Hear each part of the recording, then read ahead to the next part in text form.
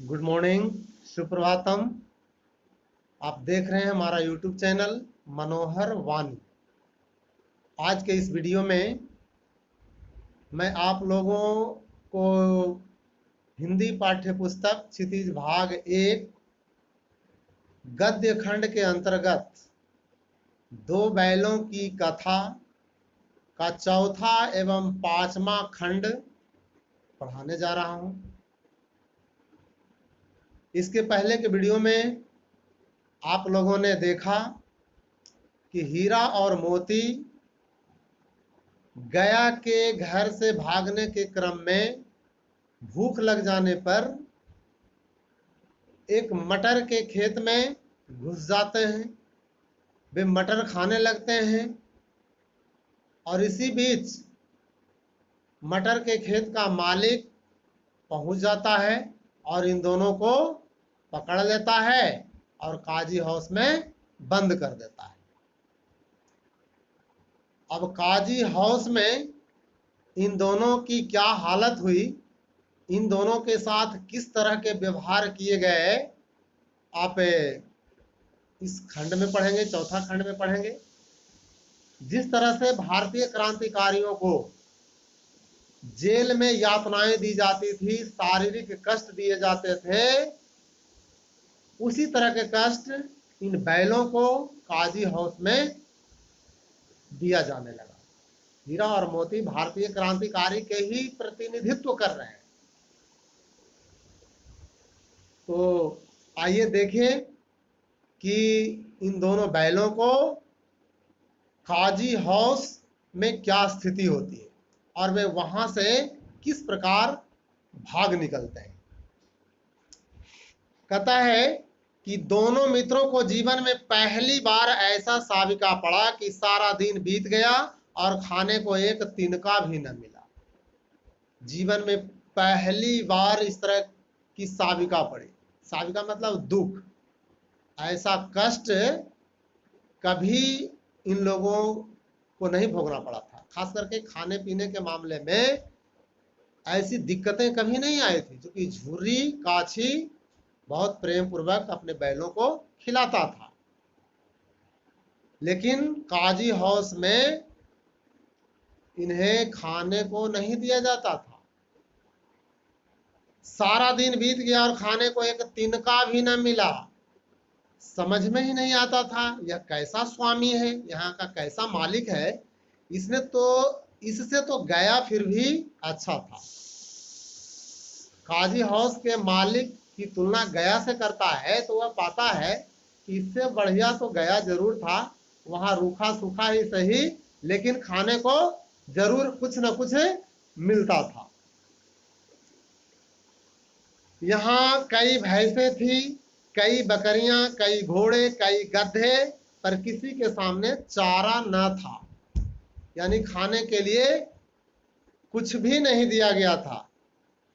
सब जमीन पर मुर्दों की तरह पड़े थे।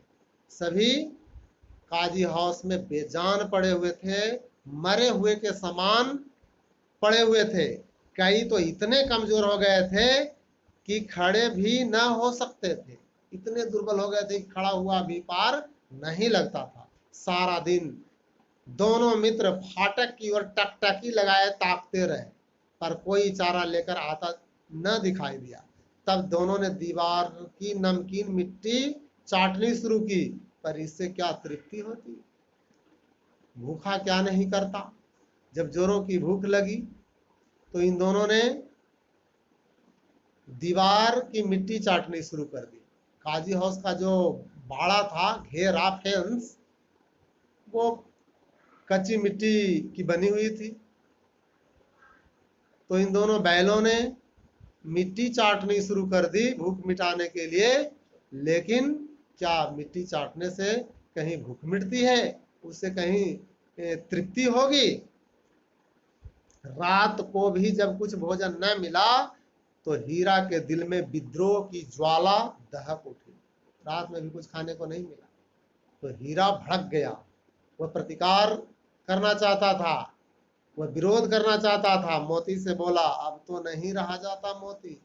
आपने पढ़ा है कि हीरा बहुत ही सहनशील बैल था, सहिष्णुता उसमें भरी हुई थी, लेकिन सहिष्णुता की भी, सहनशीलता की भी एक सीमा होती है। तो हीरा की सहनशीलता की सीमा पराकाष्ठा पर पहुंच गई, तो वह भी उग्र हो गया है और मोती से कहता है कि मोती अब तो रहा नहीं जाता। मोती ने सिर लटकाए हुए जवाब दिया, यानी उदास मुद्रा में बोला कि मुझे तो मालूम होता है प्राण निकल रहे हैं, भूख के मारे मेरे प्राण निकल रहे हैं।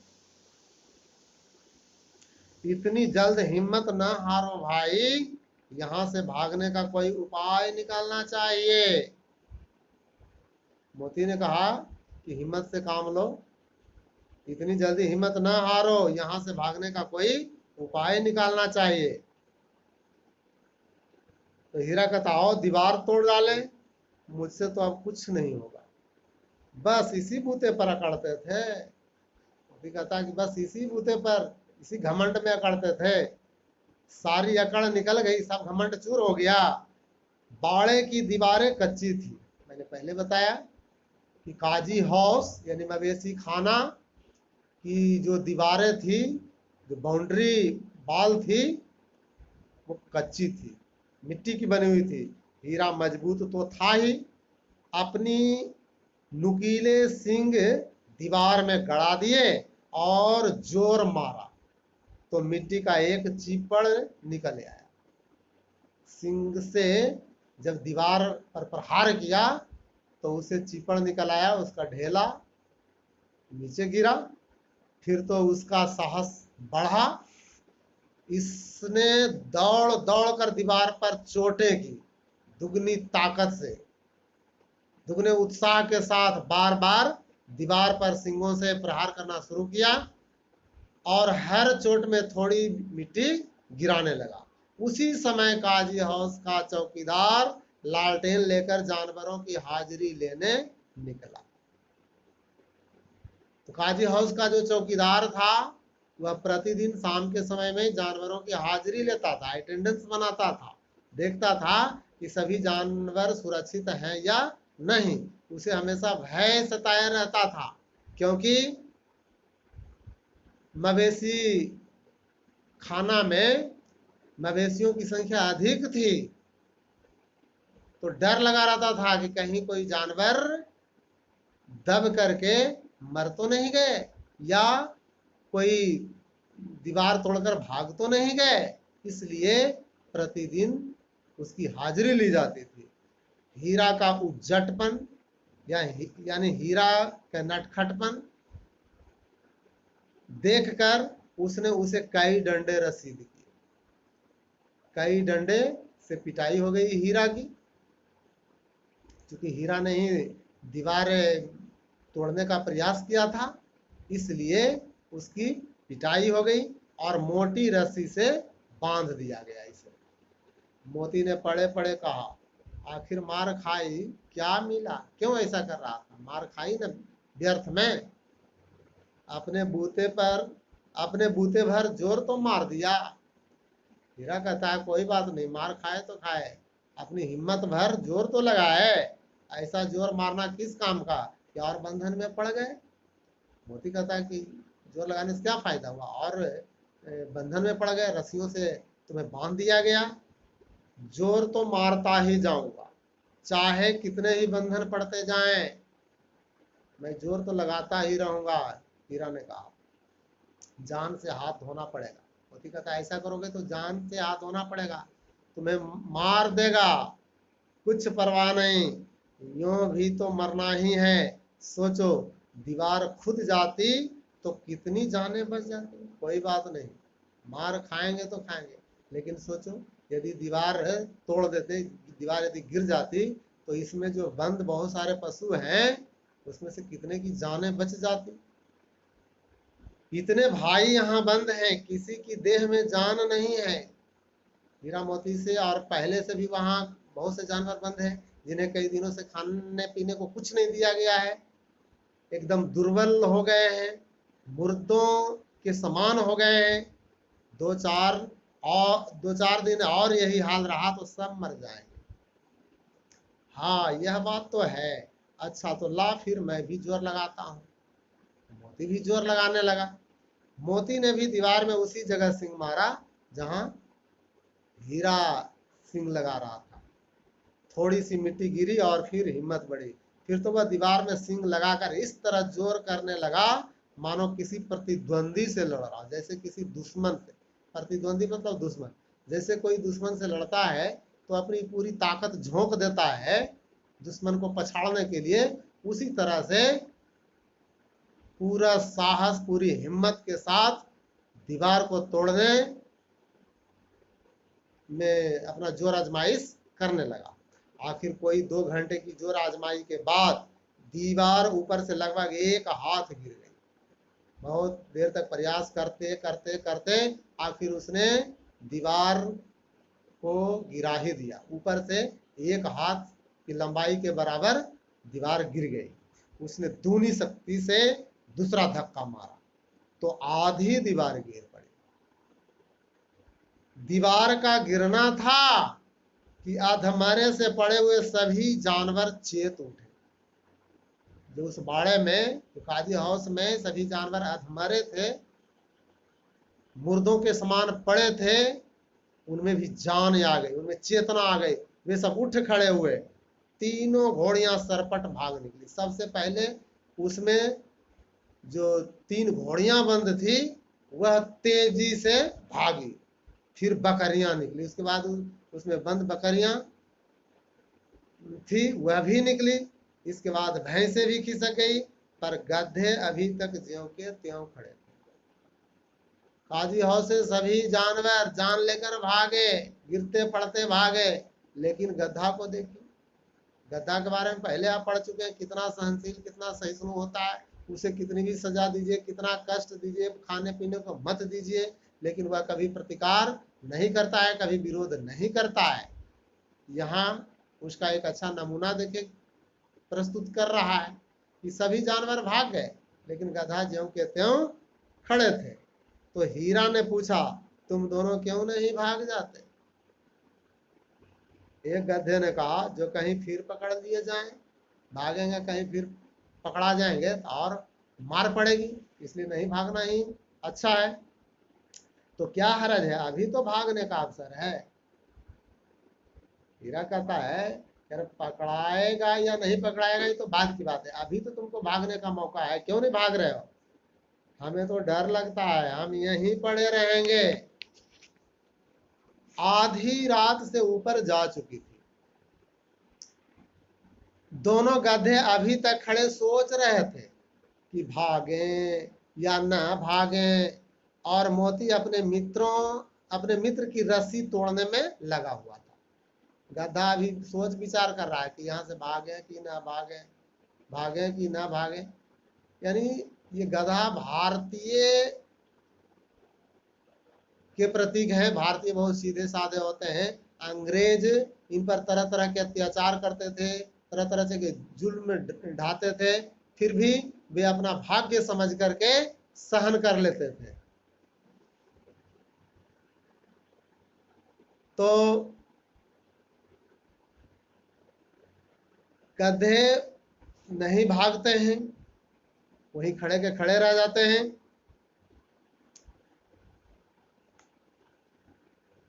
और मोती अपने मित्र की रस्सी तोड़ने में लगा हुआ था। जब वह हार गया तो हीरा ने कहा कि तुम जाओ, मुझे यहीं पड़ा रहने दो, शायद कहीं भेंट हो जाए। मोती ने आंखों में आंसू लाकर कहा, तुम मुझे इतना स्वार्थी समझते हो हीरा? हम और तुम इतने दिनों एक साथ रहे, आज तुम विपत्ति में पड़ गए तो मैं तुम्हें छोड़कर अलग हो जाऊं? ऐसा मुझसे नहीं होगा।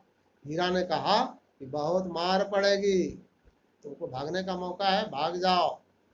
बहुत मार पड़ेगी, लोग समझ जाएंगे यह तुम्हारी ही शरारत है, तुमने ही दीवार तोड़ी, इसलिए तुम्हारी भी पिटाई होगी।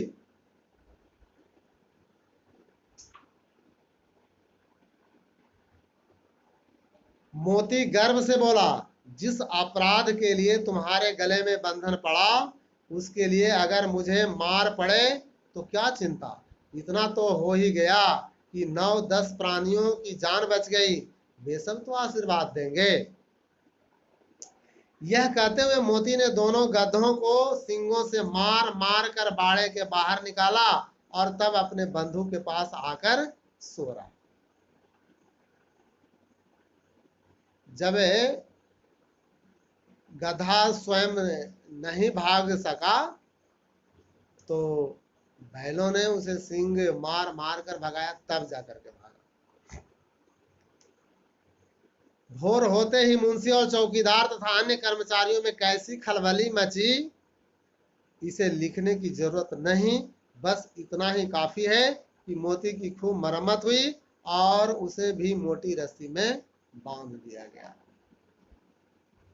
जब सारे जानवर भाग गए, सुबह में जब काजी हाउस का कर्मचारी पहुंचा और जानवरों को नहीं देखा, दीवार काजी हाउस की टूटी हुई देखा, तो उसकी क्या दशा हुई होगी, इसे पाठकों पर लेखक छोड़ देता है कि आप अपनी कल्पना से समझ सकते हैं कि उसमें क्या खलबली मची होगी। यानी उसके अधिकारियों ने कैसी हालत की होगी, कितना डांट डपट सुनना पड़ा होगा चौकीदार को, ये हम लोग खुद समझ सकते हैं। अब अंतिम पार्ट है, 5वां खंड, 5वां एपिसोड। एक सप्ताह तक दोनों मित्र वहां बंधे पड़े रहे। काजी हाउस में एक सप्ताह तक दोनों मित्र बंधे पड़े रहे। किसी ने चारे का एक तृण भी न डाला। हाँ, एक बार पानी दिखा दिया जाता था, यही उनका आधार था।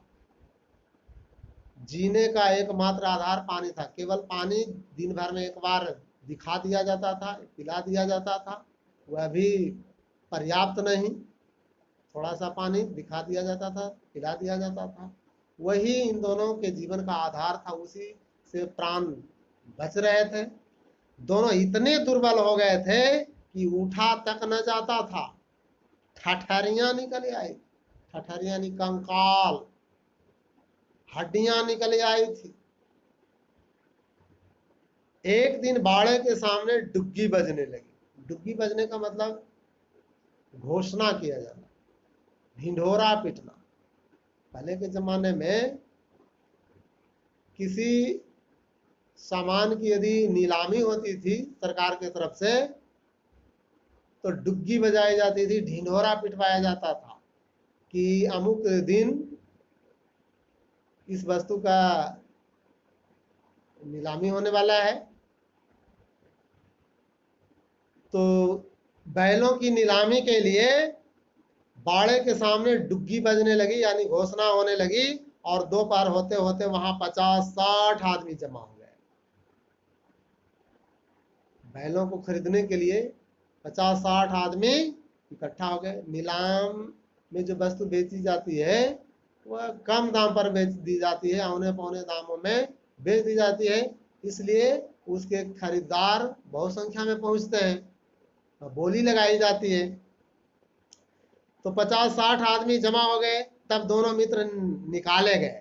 काजी हाउस से दोनों मित्रों को निकाला गया और उनकी देखभाल होने लगी, उसकी जांच परख लोग करने लगे। लोग आ आकर उनकी सूरत देखते और मन फीका करके चले जाते। सूरत देख करके सबको नापसंद हो जाता था, क्योंकि ये दुर्बल थे, शरीर में तो शक्ति नाम की चीज थी नहीं, ठठरियां निकली हुई थी।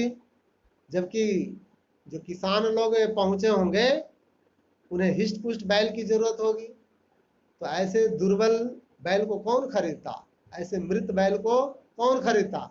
इसलिए सभी का मन फीका हो जाता और वे चले जाते। ऐसे मृतक बैलों का कौन खरीदार होता, यानी कोई इसे खरीदने के लिए तैयार नहीं होते थे। सहसा एक दढ़ियल आदमी, दढ़ियल मतलब दाढ़ी वाला,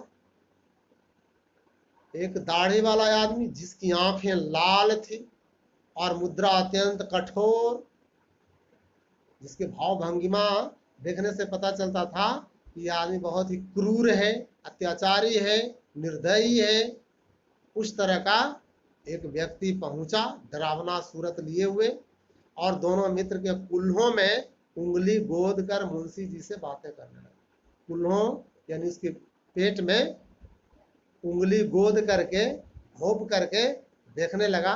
कसाई दरअसल वो था, तो कसाई को मांस की जरूरत होती है, मांस बेचता है, इसलिए उंगली गोद करके वो देखता है कि इसमें मांस है या नहीं।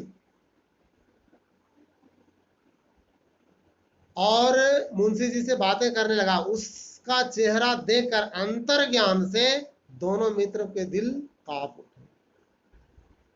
दढ़ियल जो आदमी था उसका चेहरा देख करके अंतर ज्ञान से यानी दिल से, मन से समझ गया कि ये कोई क्रूर आदमी है, अत्याचारी है, जरूर हम दोनों की जान ले लेगा।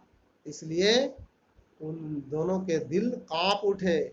वह कौन है और उन्हें क्यों टटोल रहा है, इस विषय में उन्हें कोई संदेह न हुआ। समझ गया कि जरूर हम दोनों की जान जाने वाली है, या कोई कसाई है। दोनों ने एक दूसरे को भीत नेत्रों से देखा। भीत मतलब डरे हुए, भयभीत, और सिर झुका लिया। दोनों भयभीत हो गए और सिर झुका लिए उदास होकर के। हीरा ने कहा, गया के घर से नाहक भागे। हीरा पछताता है कि बेकार गया के घर से भागे। वहां जान का खतरा तो कम से कम नहीं था, खाना रूखा सूखा देता था, लेकिन जान जाने का खतरा तो नहीं था। अब जान न बचेगी, यहां तो जान भी अब नहीं बचने वाली है। मोती ने अश्रद्धा के भाव से उत्तर दिया। मोती ने अश्रद्धा, श्रद्धा का उल्टा अश्रद्धा, श्रद्धा मतलब प्रेम, अश्रद्धा मतलब घृणा, तो घृणा के भाव से उत्तर दिया कि कहते हैं कि भगवान सबके ऊपर दया करते हैं, उन्हें हमारे ऊपर क्यों दया नहीं आती। भगवान सबकी रक्षा करते हैं, मेरी रक्षा इसमें क्यों नहीं कर रहे हैं।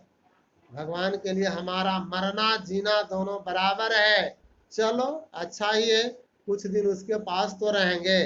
एक बार भगवान ने उस लड़की के रूप में हमें बचाया था, उस लड़की यानी भैरव की बेटी के रूप में एक बार हमें भगवान ने बचाया है, अब क्या न बचाएंगे। यानी अभी भगवान पर भरोसा है, जरूर भगवान मुझे बचाएंगे, कोई न कोई उपाय जरूर हम लोगों को सुझाएंगे, उन लोगों की जान बच जाएगी। यह आदमी छुरी चलाएगा, देख लेना, बचने नहीं देगा, छुरी चलाएगा हम लोगों पर, तो क्या चिंता है, मांस खा सब किसी न किसी काम में आ जाएंगे। किरण का कोई बात नहीं, हमारे शरीर किसी न किसी के काम आ जाएंगे, हमारे मृत शरीर से भी किसी की भलाई हो जाएगी, तो अच्छी बात। यहाँ पे ये बैल इस तरह बातें कर रहे हैं जैसे कोई ऋषि मुनि हो। जैसे आपने कहानी सुनी होगी दधीची मुनि की, कि उन्होंने अपनी हड्डी तक दान में दे दी, देवताओं के कल्याणार्थ, देवताओं की भलाई के लिए उन्होंने अपने शरीर की हड्डी दान में दे दी थी।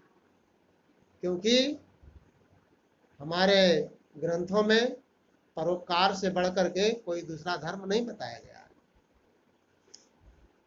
तो ये बैल भी कहते हैं कि कोई चिंता की बात नहीं है, हमारे मांस खाल सींग हड्डी सब किसी न किसी के काम आ जाएंगे, हमसे किसी की भलाई हो जाएगी, तो यह बहुत ही अच्छी बात है। नीलाम हो जाने के बाद दोनों मित्र उस दढ़ियल के साथ चले। अब दोनों बैलों की नीलामी हो गई। नीलामी में कसाई ने बैलों को खरीद लिया, दोनों को लेकर के चला। दोनों की बोटी बोटी कांप रही थी, दोनों डर के मारे कांप रहे थे, उनकी हड्डियां कांप रही थी। उन्हें समझ में आ गया था कि अब जान जाने वाली है, ये कसाई हम लोगों की जान ले लेगा। बेचारे पांव तक न उठा सकते थे, एक तो शरीर से दुर्बल, कई दिनों से खाना नहीं मिला था, और कसाई के द्वारा मारे जाने के भय के कारण इन दोनों के पैर नहीं उठ रहे थे, पर भय के मारे गिरते पड़ते भागे जाते थे, क्योंकि वह जरा भी चाल धीमी हो जाने पर जोर से डंडा जमा देता। दड़ियल कसाई जो था बैलों पर प्रहार भी करता था समय समय पर। यदि चलने में आनाकानी करते थे, धीरे धीरे चलते थे, तो उसकी पीठ पर डंडे की बरसात शुरू हो जाती थी।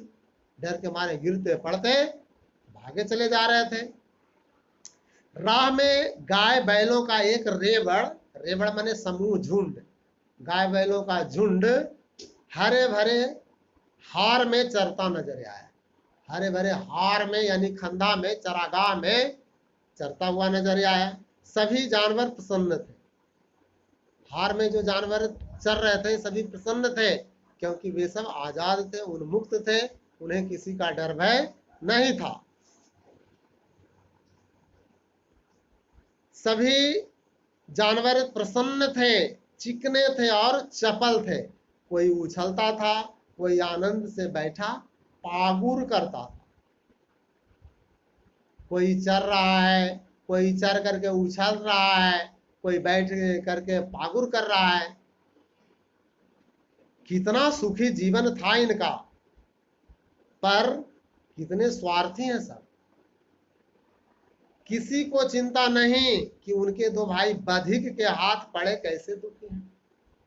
हीरा और मोती दोनों मित्र कहते हैं कि ये हमारे ही जाति के लोग हैं, लेकिन ये लोग काफी स्वार्थी हैं। चाहे तो हम लोगों की जान बचा सकते हैं, दड़ियल को खदेड़ करके भगा सकते हैं, लेकिन ये लोग स्वार्थी हैं। इनको बस अपने से मतलब है। हमें कसाई लिए जा रहा है, लेकिन इन लोगों को कोई परवाह नहीं है, कोई चिंता नहीं है। सहसा दोनों को ऐसा मालूम हुआ कि यह परिचित राह है। चलते चलते चलते चलते अचानक उन दोनों को लगा कि राह परिचित है, जगह जाना पहचाना लग रहा है। हाँ, इसी रास्ते से गया उन्हें ले गया था। जिस रास्ते से गया ले गया था, उसी रास्ते से ये दोनों लौट रहे हैं। वही खेत, वही बाग, वही गांव मिलने लगे। प्रति क्षण उनकी चाल तेज होने लगी। जब लगा कि जगह परिचित है, ये तो लगता है झूरी काछी का गांव आगे हमारे जो पुराने स्वामी थे उनका गांव यही है। इसी हार में हम लोग आते थे खेत जोतने के लिए। तो अब अपने स्वामी का गांव पा करके उन दोनों के शरीर में ताकत आ गई, ऊर्जा आ गई। प्रति क्षण उनकी चाल तेज होने लगी। सारी थकान, सारी दुर्बलता गायब हो गई। आह, यह लो, अपना ही हार आ गया। इसी कुएं पर हम पूर चलाया करते थे, यही कुआं है। पूर चलाना, रहट चलाना। पहले के जमाने में रहट से सिंचाई होती थी। कुआं से पानी निकाला जाता था एक विशेष प्रकार के मशीन के द्वारा, उसी को रहट कहा जाता है। और उस रहट को चलाने में बैलों का प्रयोग होता था। बैल को जोत दिया जाता था, बैल घूमता था और कुआं से पानी निकलता था। तो जिस रहट पर हीरा और मोती को जोता जाता था सिंचाई के लिए, उसी रहट के पास ये दोनों पहुंच गए। तो चूंकि वो रहट जाना पहचाना था, कुआं जाना पहचाना था, इसलिए इन दोनों को काफी खुशी हुई। इन्हें लगा कि हम लोग अपने घर पहुंच गए। मोती ने कहा, हमारा घर नगीच आ गया है। नगीच यानी नजदीक। हीरा बोला, भगवान की दया है, लगता है भगवान की हम लोगों पर असीम कृपा है कि वे हम लोगों को अपने घर पहुंचा दिए। मैं तो अब घर भागता हूं। मोती ने कहा कि मैं तो अब घर भागता हूं, मैं तो अपने घर पहुंच गया हूं, मालिक का घर। तो हीरा कहता, यह जाने देगा? मोती कहता, इसे मैं मार गिराता हूं। तो हीरा, नहीं नहीं, दौड़कर थान पर चलो, वहां से हम आगे न जाएंगे। हिरण कहा कि नहीं, चलो दौड़ करके हम लोग थान पर चलते हैं। थान कहते हैं जहां पर बैलों को मवेशियों को बांधा जाता है, जिसे बथान भी कहते हैं।